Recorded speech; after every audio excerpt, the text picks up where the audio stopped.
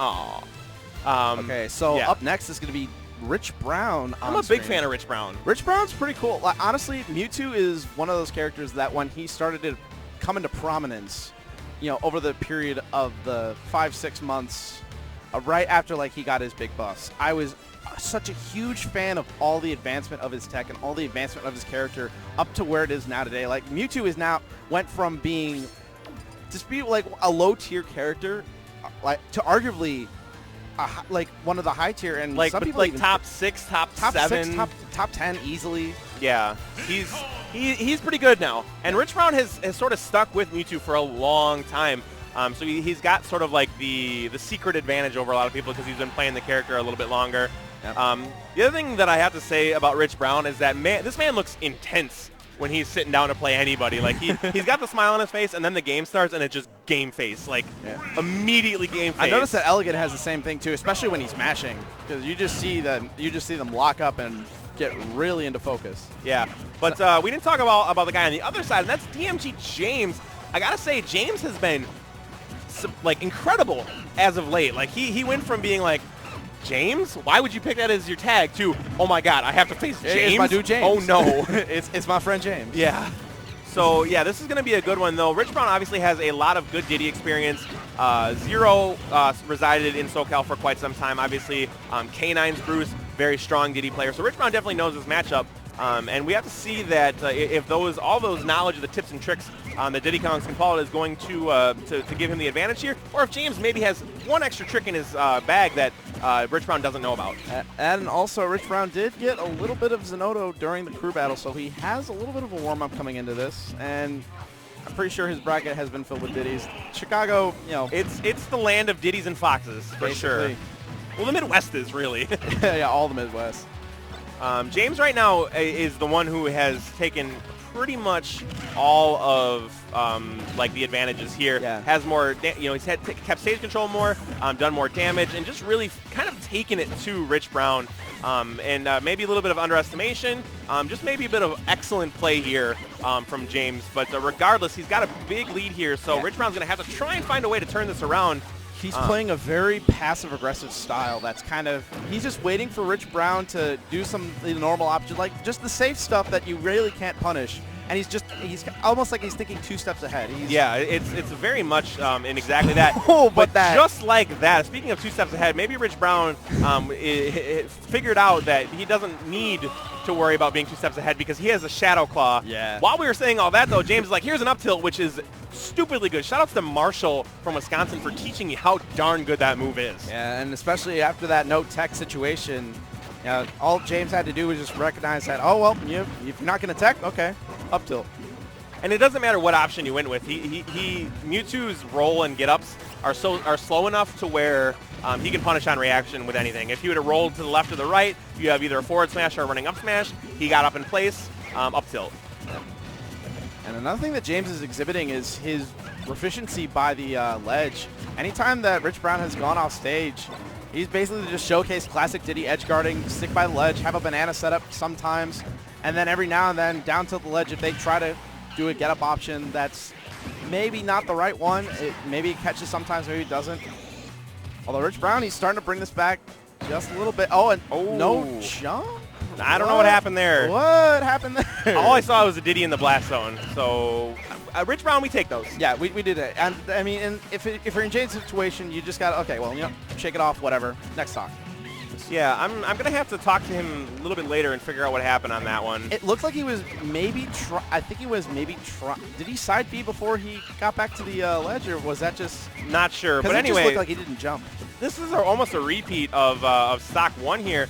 James had a big advantage as far as percent goes, and he has another one here after taking the first stock. And he's starting to catch Rich Brown's landings, as you saw with that attempted read there. A little bit off, but it's close enough to where Rich Brown now has to think about where he lands. I'm liking what Rich Brown's doing here, though. He is, as James was kind of playing that sort of like passive to aggressive instant switch sort of style. That's what Rich Brown's doing, is he's only taking what James is giving to him. Like he's got that Shadow Claw to down tilt a little bit earlier, and that was just because James did not try and jump out of it or anything like that. So he's really kind of just doing the best he can to only take what's given, and right now it's been effective. He's brought this pretty much all the way back. Doesn't get the up air from that. I wouldn't be surprised if after a throw, James is going to start going for an air dodge read because Mewtwo is at that percent, but no, he don't need an air dodge read with an up smash. Just covers that ledge with an up smash, and James is going to be taking game 1.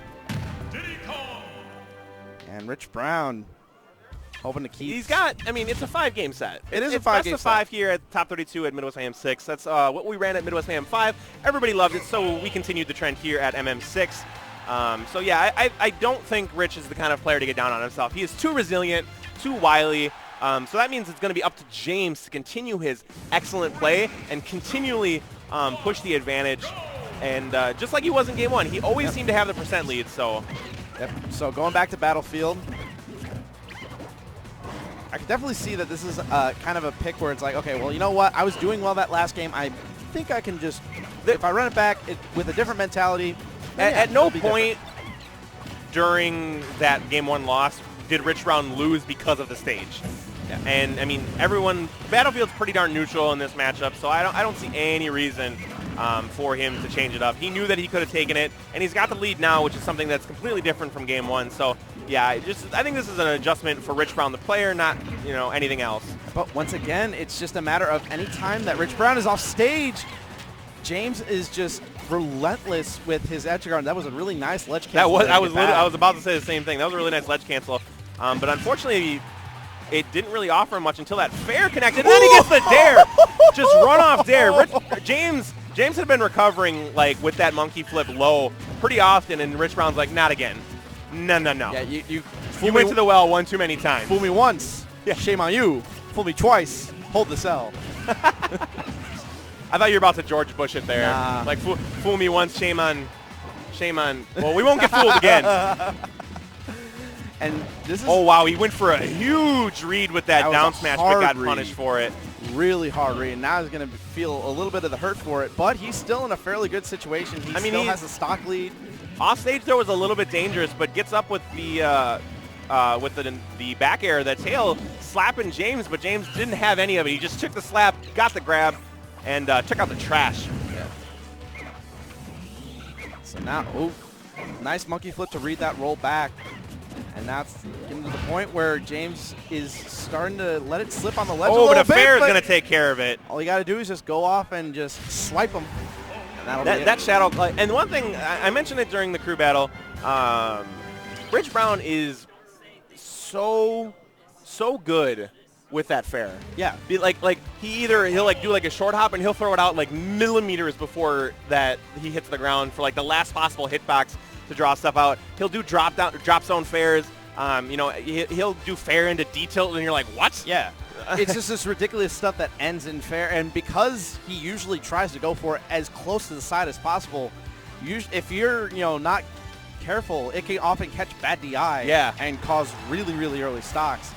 And just another thing is he also uses it kind of as an off-stage trap where anytime that anytime he's off stage, he's looking for an air dodge. You got to be worried about it. He can basically get it with that forward air and get it into a position that he is most comfortable in. So once again, the run back to Battlefield, I'm surprised that James... I'm not surprised.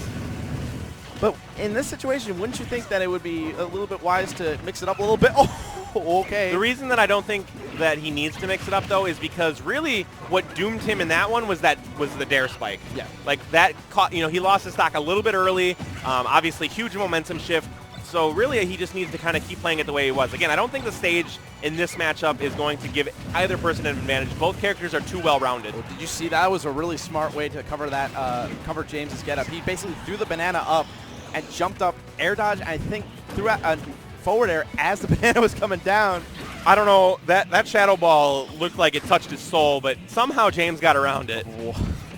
That's one scary thing that you always got to watch out for is now he's starting to use shadow ball a little bit more. Yeah, he's being more aggressive with it. Up throw is going to take the stock here. And Rich Brown looks like he is in firm control now after a little bit of a rocky start. He's looking like he's on his infiltration. Download complete, but the setup there. Wow. That was really, really good stuff there. Unfortunately, he wasn't able to keep it going, but, that'll put the fear of God into somebody. Yeah. Although one thing that James is not fearing, he is actually not fearing the shadow ball a whole lot. If you notice that, there are a lot of times where Rich Brown is in the middle of throwing it, And it's oftentimes in a position where, okay, well, I have a banana. I can get him before he throws it. Wow, somehow gets the grab there. Mewtwo, like normally against Diddy Kong, when he has a banana in hand, if you put your back to the ledge, when he hits you with the banana, you fall right to the ledge and you're safe. But basically what happened there was that Mewtwo is such a floaty character and he was so close that he was able to get a grab off of it, which is really, really impressive. Good character, good opponent knowledge there. And you can see that was a really smart banana placement, just kind of limiting Rich Brown's options as much as possible. Doesn't fall into the down tilt up smash. Here's the fair strings. 130%. He's got to close the stock out now. Great trade. Oh, it doesn't get him though. Not quite it. That was very nice to get around. And Rich Brown is now just starting to see these setups that he's gotten. It's like, okay. Because that's the thing with Diddy. Anytime he has banana around the ledge, as up tilt takes that, it's like a puzzle box. You just got to find your way. You got to find that one avenue, that magic way to get around every single option coverage. I definitely thought James was going to go for down tilt too, because I had the feeling that Rich Brown might try and air dodge. I thought maybe he was going to do like drop zone dare. Yeah, I thought he was going to go for something like that too. But not to be. But he does get good damage off of that, and 44% is nothing to sneeze at. Like that, he can still get a lot of stuff off of it. And the more important thing is not to take damage himself. Oh, I definitely like the ledge cancel, but the air dodge afterwards, I feel like if he came down with a move with a lasting, if he maybe came down with an air or forward air just as a get off of me kind of move, that would have been better, but instead didn't cover his landing a whole lot, and now he's taking a lot of percent. This is back to even. James has bought this all the way back. Rich Brown's got to be careful. Banana pull, okay, shadow balls, down tilt, into, oh, the banana setups and into the up smash. That's going to close it out, and James is going to take a 2-1 lead. I am very surprised at that because it seemed like Rich Brown had James downloaded. Yeah, like you said, like infiltration download complete, and then all of a sudden James is like, oh hey, I'm actually really good at this game. How dare you underestimate me? That was a really well done comeback because you just saw he just got one or two things started, and then he had, like I said, it's just one of those things where you just got to find that one thing, that you know that you got on the other guy, and just work from there. Work the problem until you can solve it. And he did a good thing. Also, another thing that I'm like amazed. All Battlefield, man. I told you, Battlefield like the stages is not going to matter in this matchup. Both of these guys are very comfortable here. They've had a lot of success here. Rich Brown pretty much controlled the first half of Game 3. Did not do anything of the sort in the second half, and now finds himself at a 2-1 hole.